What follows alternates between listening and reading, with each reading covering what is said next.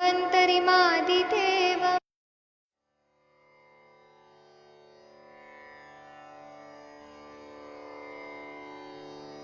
ॐ नमामि धन्वन्तरिमादिदेवम् सुरासुरैर्वन्दितपादपद्मम् लोके जरारुभयमृत्युनाशनं दातारमीशं विविधौषधीनां शङ्खं चक्रं जलौकां दधतं मृतघटं चारुदोर्भिश्चतुर्भिः सूक्ष्मस्वच्छातिरुद्यं शुकपरिविलसन् मौलिमम्भोजनेत्रं कालाम्भोदोज्ज्वलाङ्गं कटितटविलसच्चारुपीताम्बराढ्यं वन्दे धन्वन्तरीतं निखिलगदवन् प्रौढदावाग्निलीलं प्रौढदावाग्निलीलं प्रौढदावाग्निलीलम्।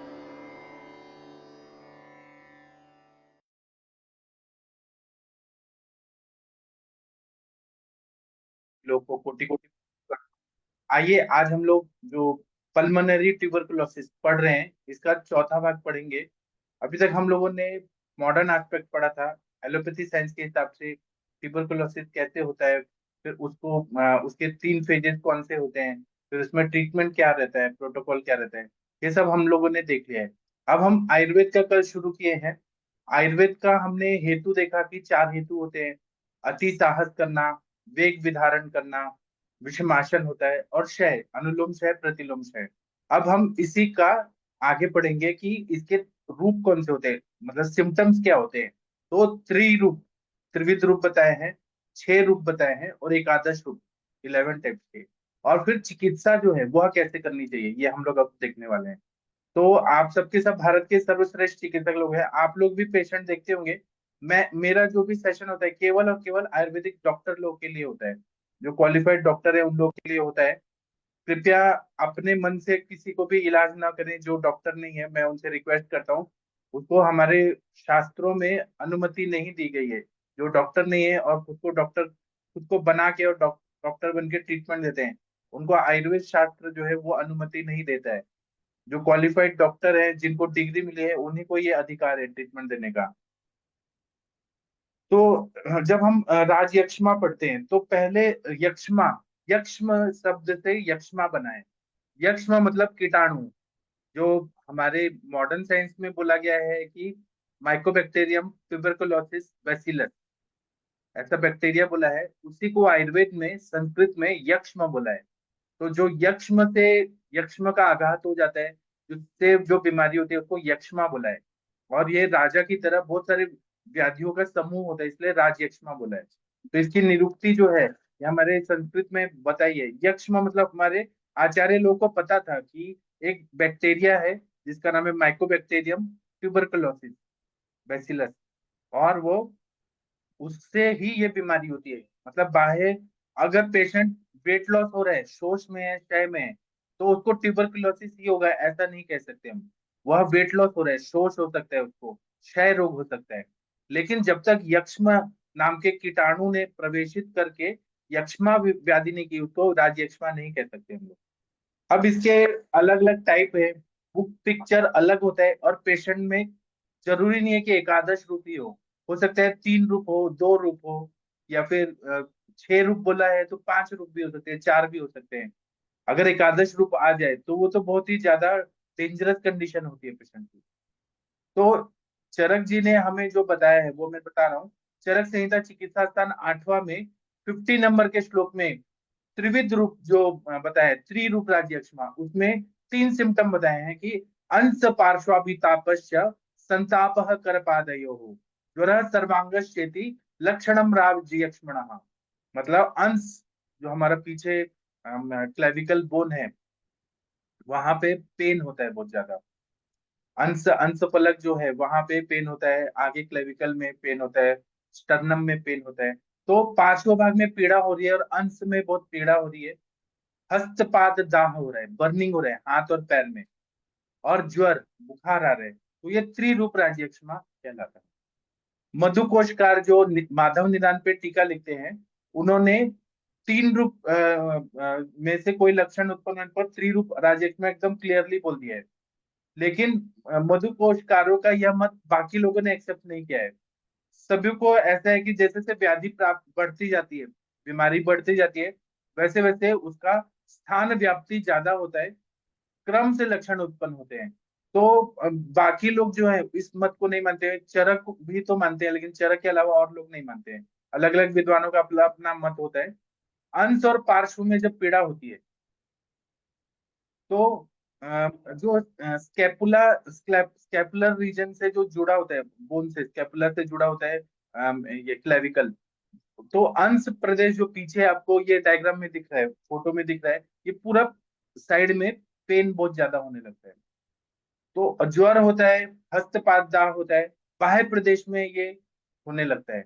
ये प्रथमावस्था के लक्षण माने जाते हैं, ऐसा बहुत सारे लोगों का मत है।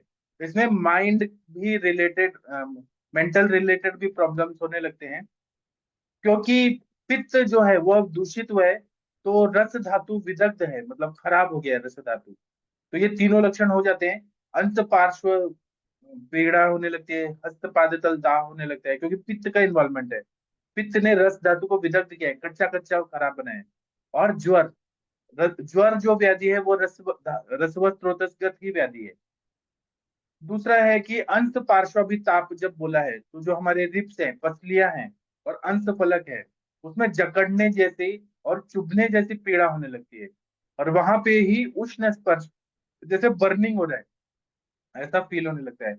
चक्रदत्त जो है वह इसको, जो अंश पार्श्व अभिताप जो शब्द है, अंश और पार्श्व में अभिताप बर्निंग जैसा सेंसेशन होता है, उसको ज्वर का एक लक्षण मानते हैं। लेकिन यह मत सभी को उचित नहीं लगता है। चक्रदत्त का अपना मत है। ज्वर वेग के वितरण काल में जब ज्वर वेग नहीं रहता है, उस काल में भी अंश पार्श्वभिताप कायम स्वरूप ही रहता है। तो ज्वर चला गया और ये सिम्टम है, बर्निंग हो रहा है वहां पे, अंश और पार्श्वभिताप, तो चक्रदत्त का मत जो है वो कैसे यहाँ लागू होगा? इसलिए इस लक्षण को ज्वर का लक्षण ना मानकर राजयक्ष्मा का एक लक्षण माना जाता है, अंश और पार्श्वाभिताप, अंश और पार्श्व में अभिताप होना। ठीक है, तो ये जो कैपुला का जो एंडिंग होता है, मतलब जो नीचे का भाग होता है, वहां पे बर्निंग होता है बहुत ज्यादा, और पूरा स्कैपुलर रीजन में ही पेन हो रहा है, बर्निंग हो रहा है। तो ये राजयक्ष्मा का प्रत्यात्म लक्षण है।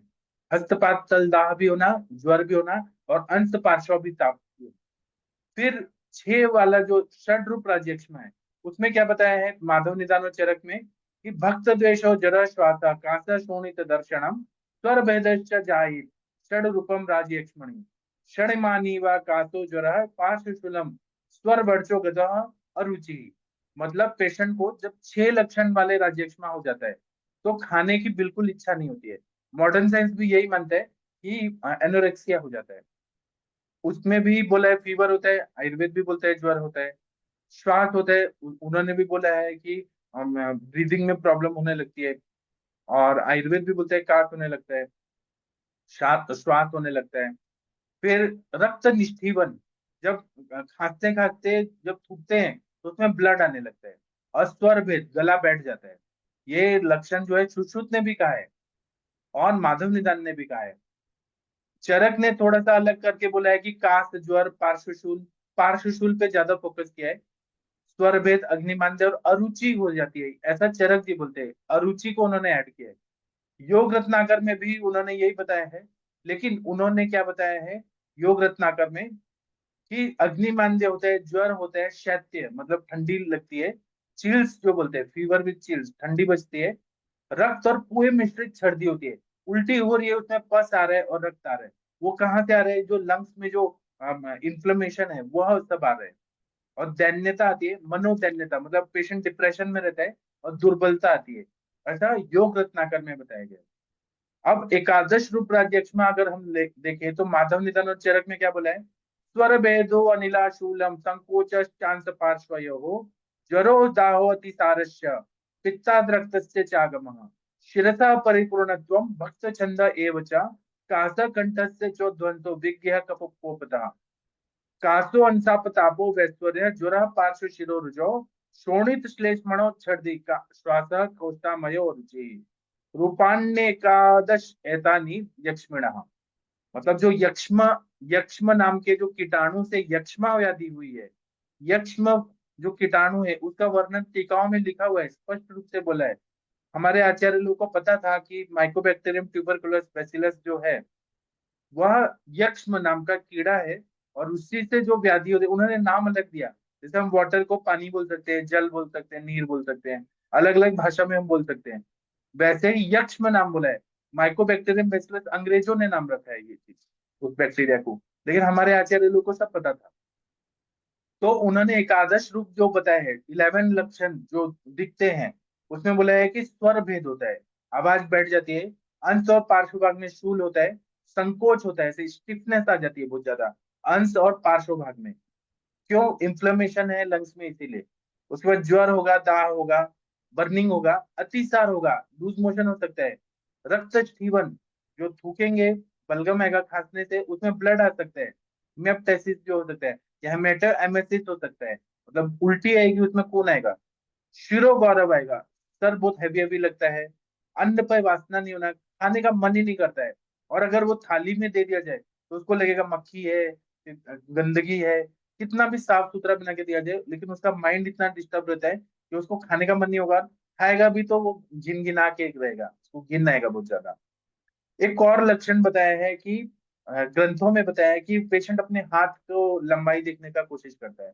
और पूर्व रूप अवस्था में एक और बताया था कि जटिली भाव, बालों का जटिली भाव होना, बाल बड़े बड़े हो रहे हैं, जल्दी जल्दी बाल बढ़ रहे हैं, क्योंकि मल बढ़ रहा है बहुत ज्यादा, मल के आश्रित शरीर है, तो बाल जो होते हैं घुंघराले टाइप होके जटाएं टाइप बन जाते हैं, जैसे साधु बाबा लोग होते हैं। ये पूर्व रूप में बताया। यहाँ एकादश रूप में कास बताया, कंठोध्वन, आवाज बैठ जाती है। इसमें स्वर भेद जो हो रहा है, ये वायु से होता है, आवाज बैठना। अंश पार्श्व शूल होता है, वायु से होता है। अंश पार्श्व संकोच होता है, वो वायु से होता है। पित्त के प्रकोपित होने से दाह, ज्वर, अतिसार, रक्त स्खीवन होता है। और कफ की वजह से, तीनों दोष इन्वॉल्व है इसमें। कफ की वजह से शिरोगौरव होता है, अरुचि होता है, काश होता है, कंठोध्वंस होता है। चरक ने काश, अंश संताप, वैश्वर्य, आवाज अलग तरह की आने लगती है, ज्वर, पार्श्वशूल, शिरशूल, रक्त छर्दी, श्वास, अरुचि, अतिसार, ये एक आदर्श रूप बताए हैं। उसी तरह से जब साहस जन्य यक्ष्मा होता है, बहुत ज्यादा बलवान से युद्ध किया, बहुत सारा वजन उठाया, या फिर बहुत ज्यादा स्विमिंग कर लिया, अति जो भी अति साहस किया अपने, आयुर्वेद में बोला है आत्मानम समीक्षा, खुद को देखना है कि हम क्या कर सकते हैं, क्या नहीं कर सकते। अगर खुद को नहीं देखे, अपनी शक्ति से ज्यादा काम किया, अगर बस को ऐसे धक्का मार रहे हैं और ताकत नहीं, अकेले मार रहे हैं, तो फिर वो अति साहस हो गया।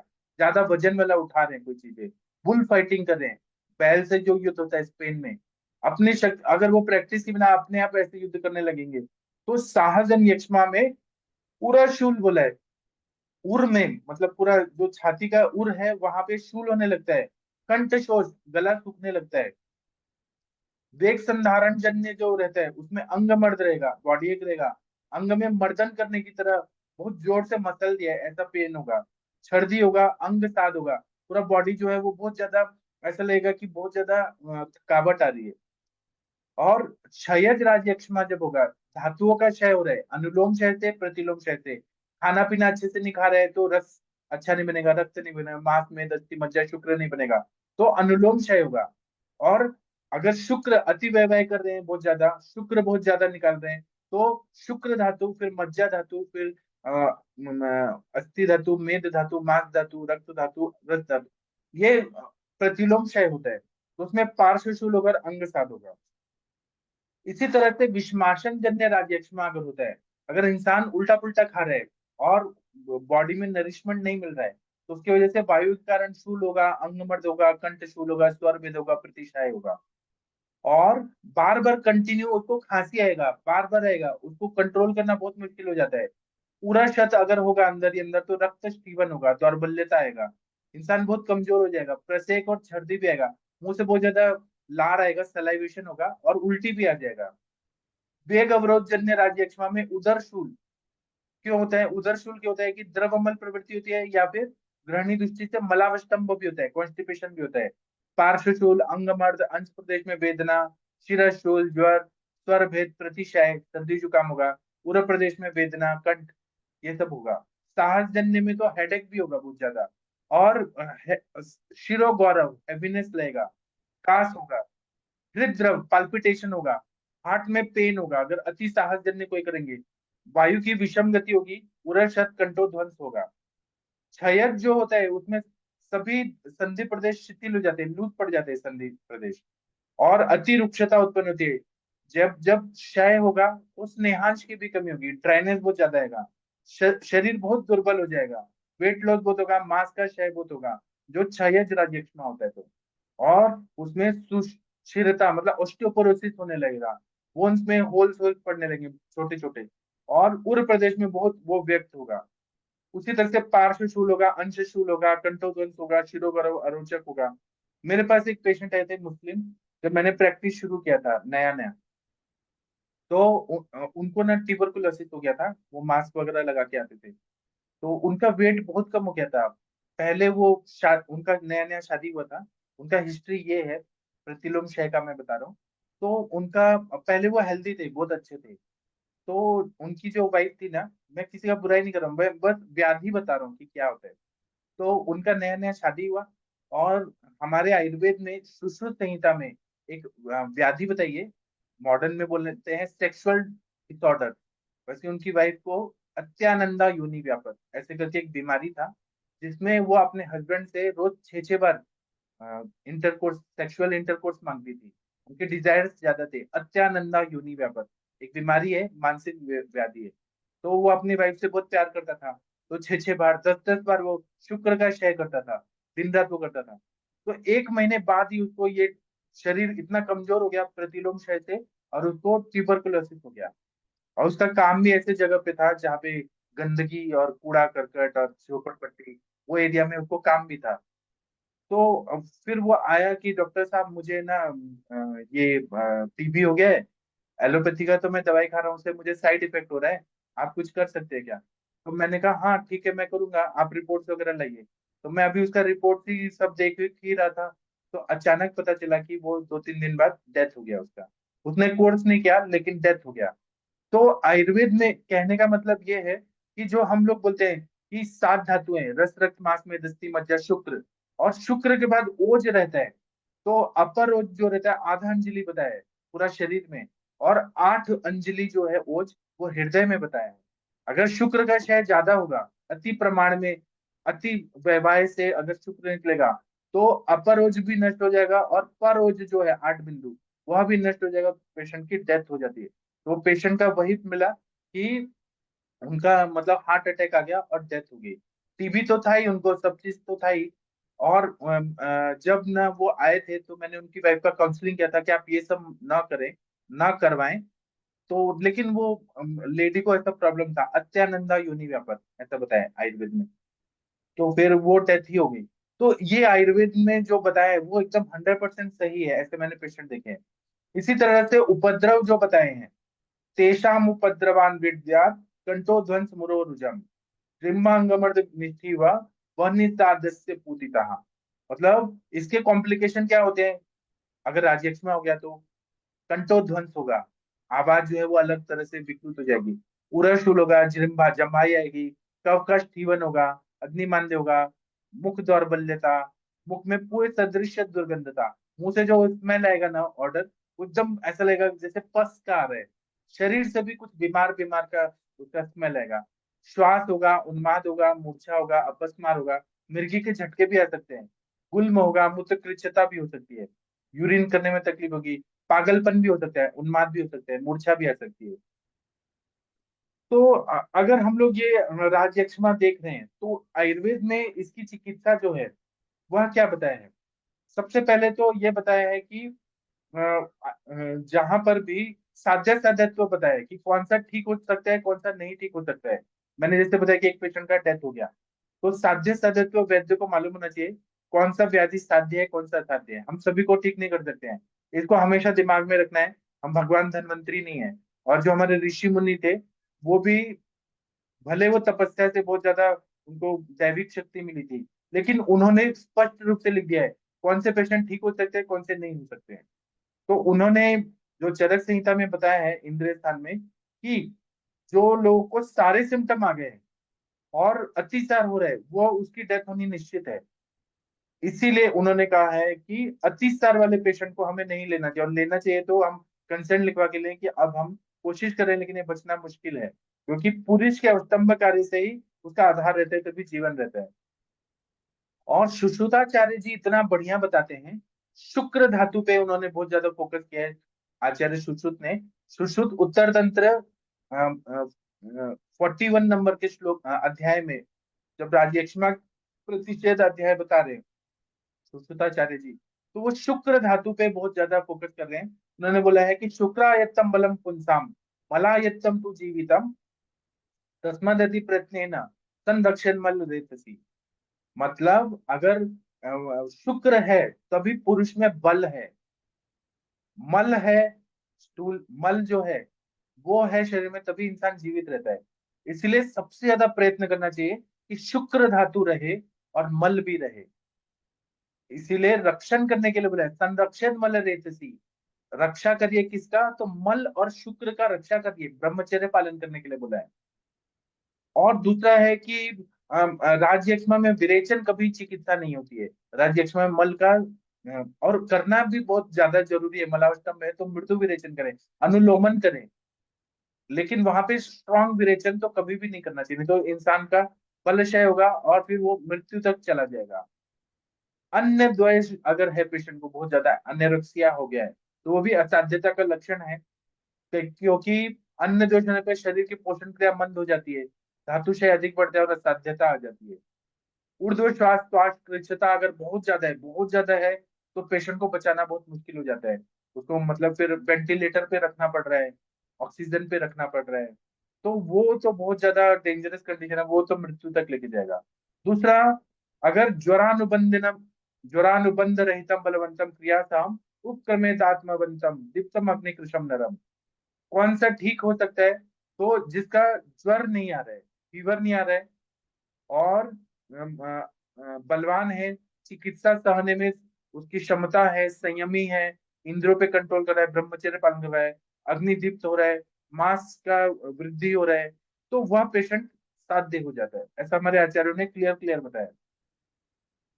और दूसरा क्या है कि अगर पेशेंट को हमने ट्रीटमेंट दिया तो 3 साल तक उसको पूरा खाने पीने पे और ब्रह्मचर्य पे ध्यान रखना जरूरी होता है। अगर वो नहीं रखेगा तो एक बार ठीक हो गया, फिर से उसको फिर से वो शरीर में फिर से वो व्याधियां होने की संभावना रहती है। इसलिए इसको ध्यान में रखना है। अब हम चिकित्सा पे आते हैं। पहले मैं आप लोगों का थोड़ा सुनूंगा, फिर चिकित्सा पे आऊंगा। आप लोगों में से कोई कुछ बोलना चाहे, आदरणीय अरविंद सर आप कुछ बोलना चाहते हैं? हाँ लक्षण सर। तक आप बताइए, फिर चिकित्सा पे बात करेंगे। Right sir. आ, बिल्कुल सर, बहुत बढ़िया कहा। शुक्र एतम बलम पुंसाम मलायत्तम तो जीवनम। शुक्र अगर बल है तो बल जो है जीवन है। तस्मात् यत्नेन संचेत यक्ष्मणो मल रेसी। इसीलिए यक्ष्मा यक्ष्म यक्ष जिसको यक्ष्मा हुआ है उसके मल की रक्षा करनी चाहिए, क्योंकि मल से ही उसका जीवन है। बल तो है ही नहीं उसके शरीर में, क्योंकि शुक्रायतन खत्म हो चुका है। बल पुंसाम, वो बल था वो खत्म हो चुका है। ऐसे इसीलिए बोला गया क्रोध यक्ष्मा जरो रोग। ये बहुत सारे उसके नाम हैं। ज्यादा क्रोधी वो भी यक्ष्मा की तरफ जाता है। यक्ष्मा तो है ही, धातु छेदन या कुछ भी हो। जर भी बोला है इसमें, जर भी बोला है, ये राजयक्ष्मा के पेशेंटों को जर भी बोला गया। और दुख संज्ञक, ये चार उनके पर्याय बोले गए हैं। रीजन यथा बलारम वेग संधारण क्षयम। अपनी कैपेसिटी से ज्यादा काम कर लेना। क्या होगा उससे? जब आप काम ज्यादा कर लोगे तो उरा स्थान में वायु प्रकोपित होगी ना, और उससे उरा स्थान में वैसे ही वीकनेस है, कमजोरी है, क्योंकि उसके शरीर के प्राण उदान वैसे ही वीक हो रहे हैं। तो फुफ्फुस, जो फुफ्फुस बोला है, वो फट जाएगा। इसीलिए वायु पित्त कफ को उभार कर जो वायु पित्त और कफ को उभार देगी, मतलब वो फट जाएगा। अधिक शक्ति से कार्य करने से फुफ्फुस के फट जाने पर कुपित वायु पित्त और कफ को उभार कर ये सारे शिराशूल है, कंठोध्वंस है, पशशूल है, अतिसार वगैरह ये करती है। वही चीज वेग संधान, वेग संधान, आप मलमूत्र का वेग रोक रहे हैं तो कुपित वायु पित्त और कफ को उभार कर या तो ऊर्ध्व की तरफ जाएगी, ले जाएगी, या अधो या तिर्यक करेगी। तो इसमें क्या आएगा, इसमें भी यही अंश प्रदेश में मर्दनसी पीड़ा, अंग बर्द, वमन, अतिसार, पित्तशाय, अंशाव गर्द, मर्द अंगद। दूसरा, तीसरा हो गया धातु छेचन। आपने बहुत बढ़िया बताया, अनुलोम क्षय या प्रतिलोम क्षय। क्षय अगर हम लोग सोचते हैं तो अनुलोम क्षय या विलोम क्षय में जहां पे भी क्षय हो रहा है, कुद्दे क्षयाद, उसमें बोला है डायबिटिक पेशेंट, कुद्दे क्षयाद वायु दोषा पते अथवा, या कहीं भी किसी जगह पे वायु का आवरण कफ पित्त से हो, या वायु प्रकुपित हो जाए आफ्टर 40 या 45 ईयर्स के बाद, तो वो क्षय अवस्था। इसीलिए 3 अवस्थाएं बोली गई हैं, आमावस्था, पक्वावस्था, प्रचनावस्था, पक्वावस्था। पक्वावस्था में जाते हुए क्षय की तरफ वायु चली जाती है। क्या होता है उससे, रजोगुण युक्त हो जाता है, मन चंचल हो जाता है, मन की तरफ ले गए आचार्य। लेकिन उस क्षय के कारण शरीर का पतन हो जाता है, कांति प्रभा नष्ट हो जाती है, क्योंकि आपके शरीर में वायु क्या करेगी, वायु तत्व रुक्षो लघु शीतो खर सूक्ष्म श्मला, तो ये क्या करेगी, रुक्षता करेगी, खरता करेगी, ड्राइनेस करेगी। कम परुष, पूरे 40 20 30 जो नाम दिए गए, कम परुष, शोषीर शोष, अंग बंद, अंग मर्द, वेष्टनम पेष्टनम, संस व्यास व्यर्थ स्वाद रुक तोद भेदनम, मतलब हर एक चीज का उन्होंने एक एक सटीक बोला है। रुक तोद भी बोला है, रुक भी तोद भी बोला है, भेदनम भी बोला है। अंश पाप, संग अंग, संग बोला है, संग वायु रोक रही है, संग अंग भंग, अंग भंग टूट जा रहा है, फ्रैक्चर, संकोच, कॉन्स्ट्रिक्शन, जो पैरालिसिस होती है, या तो अंदर की तरफ खींच लेता है हाथ, या बाहर की तरफ खींच लेता है। अंग भंग, संकोच, पर्व, हर्ष, वर्त, हर्ष, वर्त घूम जाएगा, शरीर का एटेंसी हो जाती है। कई कई पेशेंट आते हैं बिल्कुल टेढ़ा मेढ़ा हो जाता है, हर तरह से। तो वायु, वायु क्या है, वायु जो है वायु के लिए बोला गया है कि नेता, सब रोगों का, सारे धातुओं की नेता है। क्या किया उसने, जैसे धातु क्षय के कारण शरीर का पतन हो गया, कांति प्रभा नष्ट हो गई, तो उसके सपने भी कैसे आएंगे, जैसे तालाब सूखना, या पर्वतों का गिरना, बगीचों का सूखना, या किसी से बल में पराजित होना, और पक्षियों या जीवों द्वारा पराजित होना, और हर चीज में गंदगी देखना।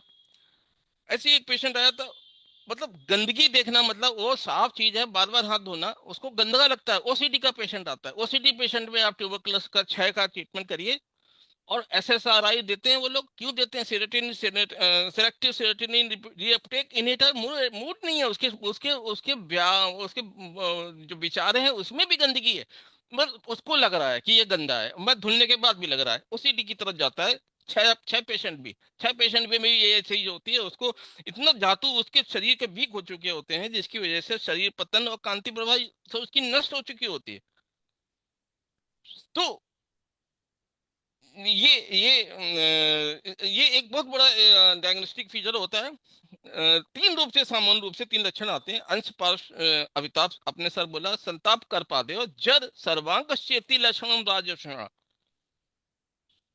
इवनिंग राइज ऑफ टेम्परेचर, संताप कर पाते हो, हाथ पैर गर्म रहते हैं। अंश पार्श्व जैसे स्कैपुलर रीजन में बर्निंग बोला, क्यों क्यों हुआ ऐसा, रस श्रोता रुद्देशु, रस के जो स्रोत हैं रुद्देशु स्थानस विधाते, वो रस विधक्त हो जाता है,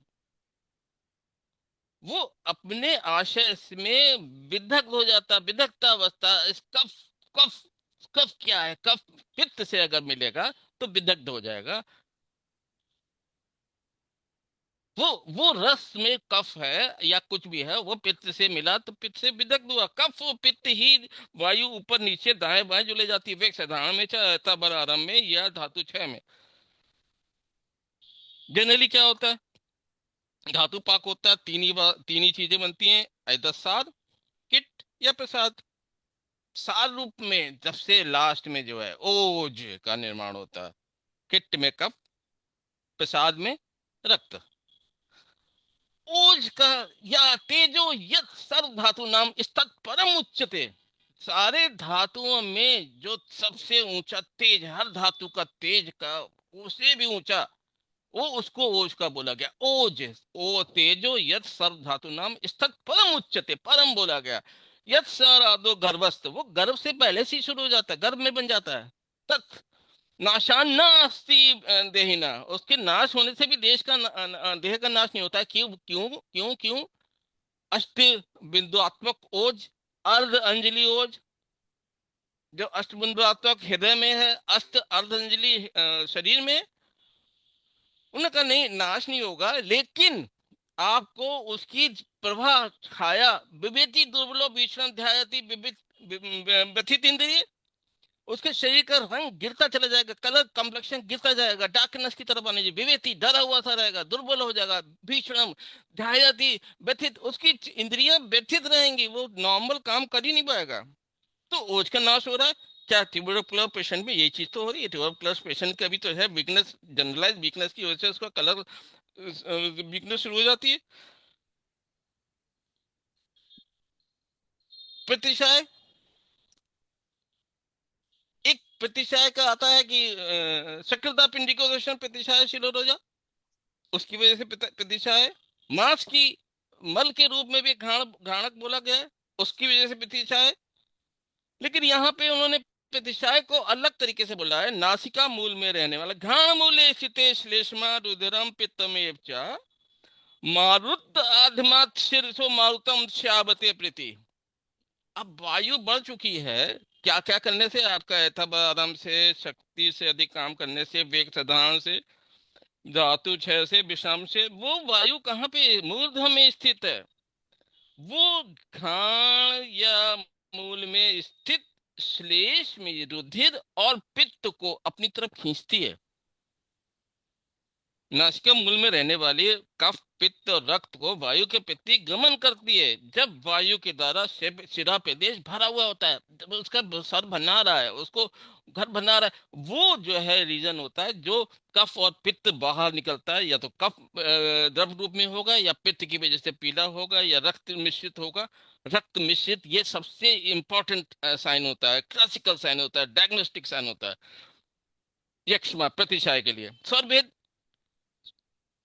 उसी कफ और पित्त की वजह से स्वर भेद, जैसे बातात, पित्तात, कफात, रक्तात, काश, वेगात, सपीनस स्वर भेदो भवति। ये चार पांच चीजें हैं, इसकी वजह से स्वर भेद हो रहा है। क्यों? क्योंकि उसके साउंड बॉक्स, क्योंकि उदान डिस्टर्ब है। उदान का काम क्या है? वक्त प्रवृत्ति, प्रवृत्ति ऊर्जा, बल वर्ण आदि कर्म। संचित कफ रक्त के साथ बड़े कष्ट से बाहर निकलता है। कृष्ण रोगी में रक्त विष्टिवन क्यों होता है? रक्त विष्टिवन इसीलिए होता है, कृष्ण रोगी में बहुत विषम आसन करने से या कुछ भी ऐसा करने से उत्कृष्ट या उभरा हुआ संचित कफ रक्त के साथ बड़ा कष्ट से निकलता है, क्योंकि वो चिपका हुआ होता है। यहाँ पे उन्होंने एक और बढ़िया एग्जाम्पल दिया है। रक्षमा में रक्त वमन का कारण क्या दिया है? दोषों द्वारा रक्त विबद्ध मागत्वन मासान दिना न उपाद्यते अमाशयस्थम उत्कृष्टम बहुत्वाद कष्ट में तीचा। क्या क्या मतलब? दोषों द्वारा रक्त आदि स्रोतों के मार्ग के रुक जाने से, जो सारे स्रोतों से मार्ग जो दोषों से रुक गए, मांस आदि धातुओं का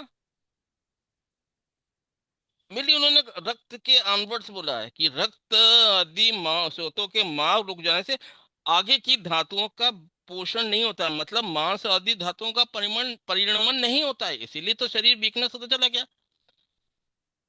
वो रक्तादि स्रोत में विकृत हुआ, मार्ग में रुकने से, और मांस का नहीं हुआ परिमण, तो मांस के आशय में ही रक्त संचित हो जाता है। ये क्या है?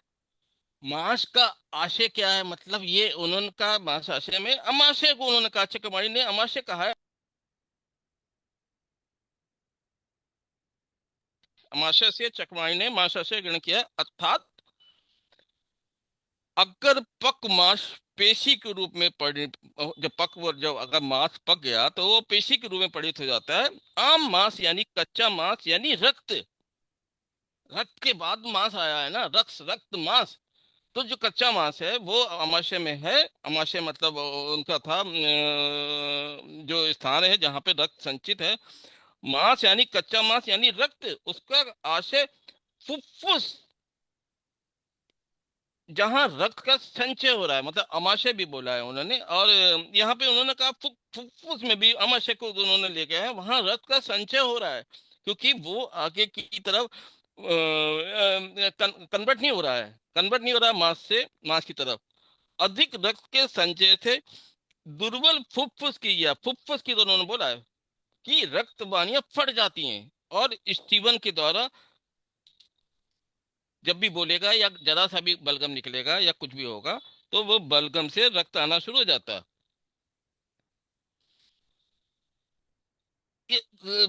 जब भी श्वास पड़ते हैं तो कफ रुद्ध गमनो पवनो, तो क्या हुआ, वत्स प्रदेश में मार्ग में का मार्ग वाक वात या कफ द्वारा रुकता है। लेकिन जो जनरली जनरली जो कफ होता है, कफ रोकता है वायु के मार्ग, कफ रुद्ध गमना पवनो विद्वासिता, अग्नि अपान संतुष्ट जनजत उधर उससे उधर होगा। लेकिन प्राण अन्न प्राण, पेशेंट का बार बार फोन आ रहा है तो डिस्टर्ब हो रहा हूँ। प्राण उदक अन्न वाहिनी से दूषित होने से श्वास की तरफ जाएगा। मतलब आपका जब भी कभी नॉर्मल वे में जो ऑब्स्ट्रक्शन कहीं भी होगा तो वो आशय डिस्टर्ब होके आगे की धातुओं का परिपोषण ठीक से नहीं होता है। तो वात कफ के द्वारा शरीर वात जो नॉर्मल वात को जो जो जो जो, जो सांस में उदान का बोला गया है, उदान का वक्त प्रवृत्ति प्रत्न ऊर्जा आहार आदि बढ़ने बल आदि बढ़ने, अच्छा। लेकिन प्राण के लिए बोला गया है कि श्वास के लिए श्वास का आहार को जो है परिमण नीचे की तरफ ले जाना, ये प्राण का काम होता है। यक्ष्मा में अतिसार क्यों होता है? अतिसार की जब भी संप्राप्ति कहीं भी चरक में मिलती है तो उन्होंने कहा है अग्नि के नष्ट हो जाने से या अग्नियों के मंद हो जाने से आहार रस का पाचन ठीक से नहीं होता है, और जब पाचन नहीं होगा तो जलियांश का शोषण पूर्ण रूप से नहीं होगा। अतः सभी जलियांश वायु द्वारा मलाशय में ले आए जाते हैं, मतलब उसमें सब जगह से, आंतों से भी इधर उधर से भी जो जलियांश है उसको अतिसारियत अतिसार के रूप में बहुत ज्यादा निकाल दिए जाते हैं। अतिसार की एक बहुत बढ़िया डिग्नेशन भी जमदग्नि संत की बार सुनी थी, जिसमें दोनों चीजें हो, मूत्र भी हो मल भी हो, तो वो अतिसार है। एक चीज को नहीं कह सकते कि मल रूप ज्यादा हो रहा है तो अतिसार है। वो अपक्व होता है मल, तो चिपचिपा या पिच्छल होता है, और वो द्रव रूप में बाहर निकाल दिया जाता है, क्योंकि अग्निमंद है। अरुचि, जिह्वा और हृदय में दोष संचित होते ही होते हैं, जीवा में भी है हृदय में भी है और फुफ्फुस में तो है ही। यक्ष्मा में तो काश का वेग जो है बहुत होता है, क्योंकि रस होता सु रुद्देशु स्थान विराते स ऊर्ध काश बेगेन। काश बेगेन बहुत सारे रूप में होता है। जो सबसे क्लासिकल और पहले का साइन होता है, उसके बाद रक्त स्टीवन के लिए भी उन्होंने बोला है कि वो जो है वो कफ के साथ में कृष्ण रोगी में संचित कफ के साथ में रक्त के साथ में बड़े कष्ट के साथ में निकलती है। और ये सब चीजें आचार्यों ने बोली हैं, तो इसमें क्या कहते हैं, आपका सभी कुछ उन्होंने कवर कर लिया है, आपके वायु को भी कवर किया है। आशय भी रखे हैं, रस स्थानानुपूर्व, कफ स्थानानुपूर्व में भी रखा है। मल पे उन्होंने फोकस किया है कि आपके मल को रक्षा करनी चाहिए। और चूंकि वो जो अनुलोम क्षय या प्रतिलोम क्षय जो भी हो रहा है, जिसकी वजह से धातुओं का परिपोषण क्रम डिस्टर्ब है, जिसकी वजह से मांस क्षय हो रहा है, बल क्षय हो रहा है, स्रोतस में अवरोध हो रहा है, वायु पुष्ट नहीं है, कफ और पित्त का अवरोध हो रहा है कई जगह पे। और वो सारी normal hormonal axis, normal functioning of the वात और नॉर्मल जो कफ पित्त, वो विदग्ध रूप में है। अम्ल लवण रूप में कफ विदग्ध होने के बाद लवण बन जा रहा है, पित्त विदग्ध हो रहा है, तो वो और ज्यादा अम्लीभूत हो जा रहा है। तो वो क्षय ही कर रहा है, क्षय करता जा रहा है। वेग साधारण और अयथाबाद से वायु प्रकोपित हो रही है। अपने आने जाने वाले रास्ते में अगर उसने कफ पित्त के अवरोध को उसने सामना किया, तो वो तमाम तरीके के यक्ष्मा, इधर ज्वर, इधर दुख, इधर क्रोध, ये संज्ञक लक्षण पेश करती है, जो आज की डेट में बहुत ज्यादा कॉमन है। आज के उसमें कि क्रोधी ज्वर के साथ में है या यक्ष्मा पेशेंट है, दुखी है बहुत ज्यादा, तो वो मानसिक अवसाद से है या यक्ष्मा पेशेंट है, ओसीडी का पेशेंट। क्या वो हाथ धो रहा है तो क्या ओसीडी का पेशेंट है या यक्ष्मा का पेशेंट है? ये सोचने का बात है। ये इसके हिसाब से सोच के और ज्यादा ट्रीटमेंट किया जा सकता है, और इसको बहुत ज्यादा समझने की जरूरत है। Right sir, thank you sir.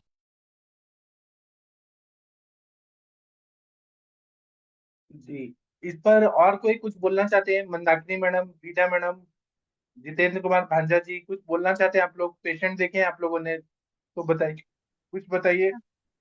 Munmun sir Pratap जी, हाँ बोलिए बोलिए। मैं सिर्फ षड्रूप यक्ष्मा, चरकोक्त लक्षण और सुश्रुतोक्त लक्षण बता दूं। हाँ बताइए।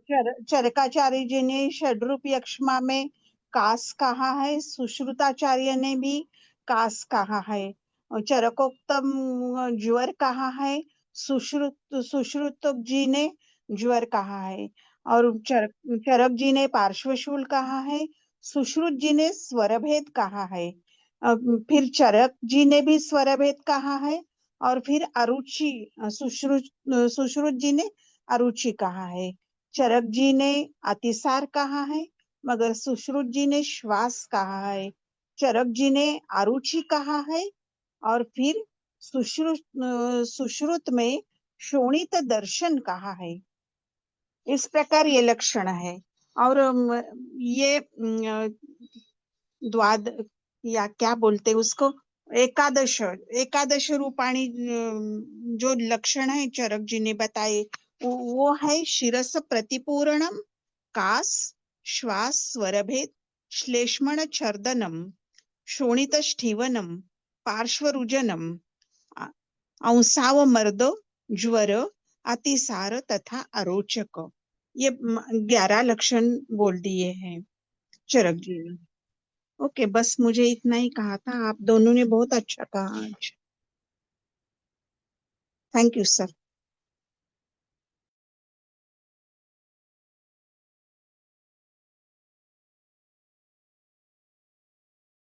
हाँ, तो और कोई बोलना चाहते हैं तो बोल सकते हैं। मुनमुन प्रताप जी, आप कुछ बोलना चाहते हैं? अपने टीबी वार्ड में पेशेंट देखे हैं, कुछ बताना चाहें बता सकते हैं। मंदाकिनी मैडम कुछ बोलना चाहती हैं? अभय सर, कुछ बोलिए आप लोग, नहीं तो फिर मैं चिकित्सा में जाऊंगा। कुछ बोलना चाहते हैं आप लोग? विकास जी, आप कुछ बोलना चाहते हैं? नहीं तो आप चिकित्सा में बढ़ते हैं। अब चिकित्सा जो है उसमें पूरा फोकस है कि मल की रक्षा करनी है, लेकिन अब यहाँ पे इतना स्रोतोरोध है, उसको भी ध्यान में रखना है। तो अब पेशेंट हमारे पास ये भी हो सकता है कि क्रुश हो, दुर्बल हो, या बलवान भी आ सकता है। तो जो बलवान रोगी है उसके लिए चरक चिकित्सा स्थान 8वें में 85 और 86 नंबर के श्लोक में बोला है कि शोधन करना है। जो बलवान रोगी है उसके लिए दोषाधिकाराणाम वमनम शक्ष्यते सविरेचनम स्नेह स्वेदोपपन्नानाम सस्नेहम यत्र कर्षणम। शोषी मुंचति गात्राणि पुरुष संस्त्रादपि अबलापेक्षणी मात्राम किम पुनरयो विदिच्यते। मतलब राजयक्ष्मा यह व्याधि जो है स्वभावतः त्रिदोषजन्य व्याधि है। इस रोग की चिकित्सा कर समय दोषों का बलाबलत्व और अवस्था विशेष जानना चाहिए। यह डॉक्टर का कॉन्शियस है कि वो पूरी तरह से देखे पेशेंट को कि बल कैसे है, दोषों का बल कैसा है, अवस्था कैसी है। यक्ष्मा का रोगी बलवान है, दोष बहुत उत्कृष्ट है, निकलना चाहते हैं, अधिक मात्रा में बढ़े हुए हैं, तो स्नेहन शोधन पूर्वक शोधनोपचार करना चाहिए, शोधन करना चाहिए। शोधन के लिए दोषाधिक्य देकर वमन या विरेचन का प्रयोग करें, परंतु शोधन उपचार सौम्य ही होना चाहिए, स्ट्रॉन्ग नहीं देना है। सौम्य जैसे लघु वमन दे दिया, यष्टि मधुपान से दे दिया। विरेचन देना है तो विरेचन में त्रंसन कार्य बोला है, डायरेक्ट हम इच्छा भेदी या त्रिविध दंती ये सब नहीं बोला है, जमाल गोटा ये सब नहीं बोला है। राजयक्ष्मा में पुरुष का संरक्षण करना महत्व का कर्म है। इस दृष्टि से देखे तो विरेचन को बहुत संभाल के करना होगा। और अगर रोगी बहुत दुर्बल हो गया है, पुरुष हो गया है, तो शोधन उपचार पूर्णतः वर्ज्य करना चाहिए, नहीं देना है। राजयक्ष्मा में सप्त धातु का क्षय होता है, तो इसमें दीपन पाचन करके, अनुलोमन करके बृहण उपक्रम आवश्यक होता है।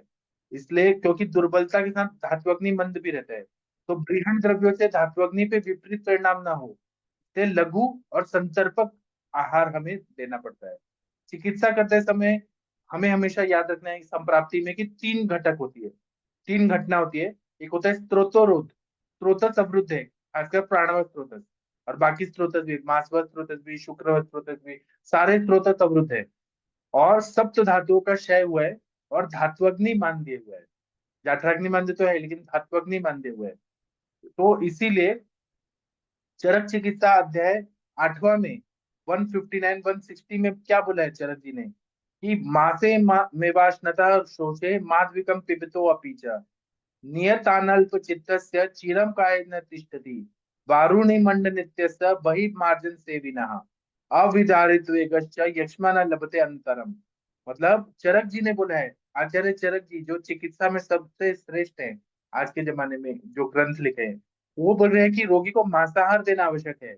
मांसाहार देना सामान्य विषय सिद्धांत से मांस की वृद्धि होती है। मांसाहार के बाद द्राक्षा से बनाया हुआ मद्य देना चाहिए या आसावरिश देना चाहिए, द्राक्षा से बनाया हुआ, द्राक्षासव द्राक्षारिश। और रोगी का मन प्रसन्न होना चाहिए, माइंड पे पूरा उसको करना है, वेग भी धारण नहीं करना चाहिए, वही परिमार्जन के बहुत सारे उपचार करने चाहिए, और इससे रोगी पूरी तरह से रोग मुक्त हो जाता है। इसी तरह से माताशन में मांसाद मास बोला है, मतलब जो मांसाहार करने वाले प्राणी हैं, जैसे शेर है, बाघ है, चीता है, लियोपॉर्ड है, लायन है, फिर टाइगर है, उनका मांस देना है। जो कार्निवोरस एनिमल्स होते हैं उनका ही मांस देना है। और जो हर्बीवोरस रहते हैं, मतलब हिरण और जो पेड़ पौधे खाते हैं उनका बकरी ये सब नहीं देना है। बकरी का दे सकते हैं क्योंकि और ग्रंथों में बोला है कि बकरी का मांस देना है, और बकरी जहाँ पाली जाती है, एक मूवी भी आई है जिस देश में गंगा रहता है, गोविंदा की मूवी। तो जिनको टीबी हो गया है ना, वो बकरी के क्षेत्र में रहे, तो बकरी के मतलब दूध पीने से, बकरी के साथ रहने से जो यक्ष्मा का जो उससे इम्यूनिटी बढ़ती है, क्योंकि बकरी जो है वो सारी वनस्पतियों को खाती है। और बकरी के शरीर में ऐसे तत्व होते हैं जो माइकोबैक्टीरियम बैसिलस जो है, माइकोबैक्टीरियम ट्यूबरकुलोसिस बैक्टीरिया बैसिलस, उसको पनपने नहीं देती है, उसको रोक देती है। इसलिए बकरियों के साथ रहने के लिए बोला गया है। उसी तरह से क्या बोला है कि जिस रोगी में मांस क्षीणता है उसे मांसाहार देकर मांस वृद्धि करनी होगी। सद्य फलदायी होने की दृष्टि से मांसाद मांस, मतलब जो मांस खाने वाले प्राणी है उनका ही देना है, लेकिन उसमें जुगुप्सा चिकित्सा करनी है। अगर हम बोलेंगे कि हम आपको शेर का मांस खिला रहे हैं तो इंसान नहीं खाएगा। तो उन्होंने ऐसे एग्जाम्पल देके बोला है कि कौवे का मांस देना है या गिद्ध का मांस देना है, जो ईगल होता है, या क्रो का मांस देना है, वो मांसभक्षी प्राणी है, तो उनको मुर्गा या तीतर का मांस कह के खिला देना है। जो भेड़िया, सियार, कुत्ता और बिल्ली का मांस देना है, तो बोलना है कि खरगोश का मांस दे रहे हैं हम लोग। कुत्ता बिल्ली का मांस भी बोला है उन्होंने, जो डॉग्स का जो होता है ना वो खाने के लिए बोला है इन्होंने, आचार्य ने। ऐसा नहीं कि चाइनीज वालों की तरह हम रोज खाएं, लेकिन चिकित्सा में बोला है। फिर मछली का मांस को बोल के कि हम मछली का मांस दे रहे हैं, लेकिन सांप का मांस बोला है, केचुआ अर्थवर्म का मांस बोला है। और अ, जो लोग मांस नहीं खा रहे हैं उनको भी झूठ बोल के बोलना है कि हम ना आपको न्यूट्रेला सोयाबीन का कुछ खिला रहे हैं, प्रोटीन का प्रोटीन चंक्स खिला रहे हैं, ऐसे कुछ, या मशरूम का सब्जी खिला रहे हैं, कुछ और चीज बोल के उसको मांसाहार देना है। और इसमें पाप नहीं लगता है अगर हम जीवन बचा रहे हैं तो। नहीं तो अन्न द्वेष उत्पन्न होकर इंसान और डिप्रेशन में जाएगा और भी नहीं खाएगा।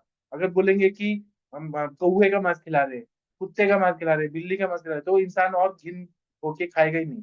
ये लेकिन सर उसमें कौवे कुत्ते का कहाँ लिखा है सर? ये तो नहीं लिखा है कौवे का या कुत्ते का मांस भी खिलाया जाता है। ये लिखा है कहीं सर? ग्रंथों में जो टीकाकार है उसमें लिखा हुआ है। और यज्ञो जोशी का जो किताब है ना, यहाँ पे बहुत हाँ प्रसिद्ध, उसमें कौवे का भी लिखा है, कुत्ते का, बिल्ली का कौवे भी लिखा का, है। गिद्ध का मांस बोला है। ये हाँ लिखा ये है तो। सर, लिखा है, टीका में लिखा हुआ है, गंगाधर की टीका में भी लिखा हुआ है। जो गुप्ता चिकित्सा पे बहुत डिटेल में टीका लिखा हुआ है। हाँ वो तो वो तो चिकित्सा जो वाली है उसमें मांस को खिलाना है, लेकिन उसको बताना नहीं है, वो तो समझ में आता है। लेकिन कौवे कुत्ता गिद्दी बिल्ली और ये सब में हो सकता है टिप्पणी वाले में हो सक, मैं यही देखा था टिप्पणी में भी है शायद। और चरक के टीका में लिखा हुआ है। है, मगर मुझे ये प्रश्न है कि ये गुरु हो गए ना मांस, नहीं तो नहीं, कैसा? यही हाँ तो बात है। ये गुरु नहीं होते, हमको लगता है कि गुरु है, लेकिन गुरु नहीं होते हैं। ये उष्ण होते हैं। मैं आपको टीका लेके बताता हूँ।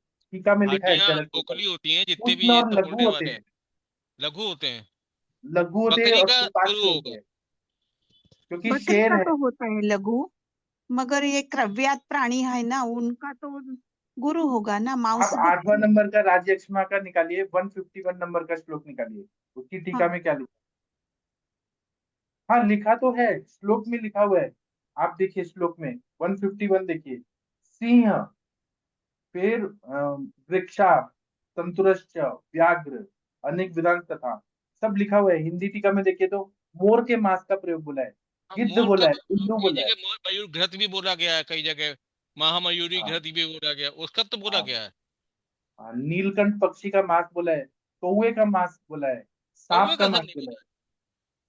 बोला है। बोला है, कौवे का मांस बोला है। श्लोक नंबर अच्छा। 151 से देखिए, पढ़ते जाइए आप। मैं लोमड़ी का देखूंगा मांस सर, बोला जाके है, घर जाके सिंह का, देखूंगा। भालू का, फिर व्याघ्र का, हाँ जितने भी एलिफेंट का मांस मांसाहारी भी बोला है। प्राणी हैं उनका, जो काव्याद हैं उनको, उनका तो बोला है। हाँ लेकिन भैंस का मांस बोल के आप ना, गज का मांस और गेंडा का मांस, घोड़े का मांस भी बोला है खाने के लिए। और ये क्या अच्छा। है, क्यों बोला है ऐसे, उसका उन्होंने बताया कि जिन पशु पक्षियों के अंग मांस से अधिक उपचित है, ऐसे प्राणियों का मांस अधिक अत्यधिक मांस वर्धक होता है। मतलब जिन्होंने ग्रहण करे। मांस खाया है वो ज्यादा वो रहते हैं, मतलब स्ट्रांग रहते हैं मांस। हाँ ग्रहण और करना है, मेन फंक्शन ग्रहण करना है। हाँ, और ये हम्म। उष्ण, तीक्ष्ण और लघु गुण के वजह से हितकारी होते हैं, ऐसे बोला है। और मांस से मांस का वर्धन होगा, उसलिए बोल दिया है। और वो हम्म। भी मांस, ऐसा मांस जो प्राणी खाए हुए मांस है, उससे जल्दी हाँ, उत्पन्न होता है। उसमें हम्म। भी साइंस है। मगर ये व्यवहार में तो शक्य नहीं है ना, क्यों? अशक्य है ना, गोष्ट है। है ना, है ना, ऐसे मैंने देखे वैद्य लोग जो खिलाते हैं और रिजल्ट आता है। तो सांप और छिपकली तो खाते ही हैं। वाघ सिंह का मांस कहाँ से लाएंगे, मोर का कहाँ से लाएंगे? वो तो बैन है, लेकिन बैन है, विदेशों में तो लेकिन खाया वो जाता है। जंगल में लेके जाते हैं, जंगल में लेके जाते हैं, जिसको और खिलाना है। कई अपस्मार की बच्चों की चिकित्सा में महामयूरी घृत बोला भी गया है, मयूरी घृत, बोला भी महामयूरी है। घृत बोला भी गया हाँ, है। अगर अफ्रीका में हुआ है पेशेंट, अफ्रीका में बहुत ट्यूबरकुलोसिस है, कोई वैद्य वहां गया, तो अफ्रीका में तो कितने सिंह हैं, ये सब प्राणी तो आराम से मिल जाते हैं वहाँ। ऑस्ट्रेलिया में खाया जाता है, अफ्रीका में खाया जाता है, हाँ, इंडिया में और बैन है। चाइना में तो और खाया जाता है ये सब। वहां तो सांप और छिपकली भी खाई जाती है जिंदा। हाँ, वहाँ मेंढक का अचार बनता है। हम्म। ये सब बोला हुआ है, कौवा हुआ जो मैं बता रहा हूँ ना, सब चरक संहिता में लिखा हुआ है। श्लोक नंबर 151 से पढ़िए, सब लिखा हुआ है। मैं जुगुप्सा देखूंगा सर करके, चिकित्सा। बिल्कुल देखूंगा जी, सर। मैं ग्रंथ से बाहर कुछ नहीं बोलता हूँ। उसी तरह से मात्राशन के बाद नॉनवेज खा रहे हैं, उसके बाद में द्राक्षा से बनाया हुआ मद्य बोला हुआ है। द्राक्षास्तव या द्राक्षारिष्ट उत्तम है। यह तीक्ष्ण, उष्ण, विशद, सूक्ष्म है, स्रोतों मुख को खोलने वाला है। स्रोतोत्सव में संचित दोष, ये आसवरिष या मध्य के प्रभाती गुण से निकल जाते हैं। और धात्वग्नि मंद भी ठीक हो जाती है। इसलिए अग्निवर्धन में सबसे श्रेष्ठ जो है वो मध्य या आसवरिष्ठ बताया है। और धात्वग्नि वर्धन होने से धातु पोषण क्रिया सुधर जाती है, धातु क्षय ठीक हो जाता है। और जितना पुराना ओल्ड वाइन हो या पुराना आसवरिष्ट हो, वो ज्यादा गुणकारी बोला है। लेकिन वो सर श्लेष्मा में बोला गया है, वो कप कप ज्यादा बड़ा हुआ हो उसमें बोला गया दीर्घकाल स्थितम मध्य रति पित्ति प्रजागरा। यहाँ तो वैसे ही कफ क्षीण है। हमें यहाँ पे धात्वग्नि मंद को ठीक करना है, सूक्ष्म हाँ, तो श्रोत अवरोध दूर स्रोतोगामित्व। करना है, अग्नि प्रदीप्त करने के लिए मध्य का सेवन बोला गया होगा। जी, द्राक्षा मध्य या बारुणी मध्य आपने बोला जो भी। बारूणी मध्य, हाँ जी। हाँ, उसके अग्नि प्रदीप्त साथ करने में, के लिए बोला होगा, पित्त को जागृत करने के लिए या पित्त को प्राकृत करने के लिए बोला गया होगा। जी बराबर। इसके बाद में जब चरक का काल बीत गया, बाद में रस शास्त्र आया। रस शास्त्रियों ने इस पे और रिसर्च किया, तो उन्होंने वसंत कल्प बनाए और रस कल्प बनाए। तो उसमें सबसे अच्छा स्रोतोरोध को दूर करने वाली, धात्वग्नि को बढ़ाने वाली चिकित्सा में वसंत कल्प का प्रयोग किया। उसमें लघु मालिनी वसंत, स्वर्ण मालिनी वसंत, मधु मालिनी वसंतों का प्रयोग किया। तीनों कल्पों में मरीच और खरपर है। खरपर होने की वजह से और मरीच होने की वजह से सबसे अच्छा धात्वग्नि वर्धन द्रव्य कल खापरी जो बोलते हैं, वो सबसे श्रेष्ठ बताया गया। मरीच भी जो है, काली मिर्च, वो धात्वग्नि मंद को कम करने वाला तथा जाठराग्नि को प्रदीप्त करने वाला द्रव्य बताया। तो मधुमालिनी में तो मांस रस भी है। मधुमालिनी में तो मांस भी, वैसे तो हाँ, सफेद मारीच और अंडे काली का, मिर्च और ये। हाँ। अंडे का भी बताया, हाँ बराबर। और हम्म। ये मांस की धात्वग्नि को बढ़ाने वाला मरीच है। हम कभी भी पथ्या पत्ते बोलते हैं, उसमें लाल मिर्ची मना करते हैं या हरी मिर्ची मना, गरम मसाले मना, लेकिन काली मिर्च कभी नहीं बंद करते हम लोग। पथ्या पत्ते वोल्टा मेडिसिन है, खाने के लिए देते हैं। इसमें सफेद मिर्च पड़ी है सर। खरपर और अच्छा, सफेद मिर्च है उसमें। हाँ, श्वेत मरीच है, हाँ। श्वेत श्वेत मरीच मरीच है। है, ब्लैक हाँ, मरीच नहीं है, श्वेत मरीच है। बाकी में तो बोला है बसंत स्वर्ण कल्प में। मालिनी। हाँ। हाँ, और स्वर्ण बसंत मालती में सब कुछ है, स्वर्ण के साथ में सारी धातुएं पोस्ट करके दी हुई है। बराबर। हाँ। और क्या है, लेकिन ये दोनों द्रव्य रुक्ष है, तो रुक्षता को कम करने के लिए और धातुशय ना हो, वात प्रकोप ना हो, इसलिए नवनीत मक्खन का स्नेह द्रव्य भावना देने के लिए बोला है।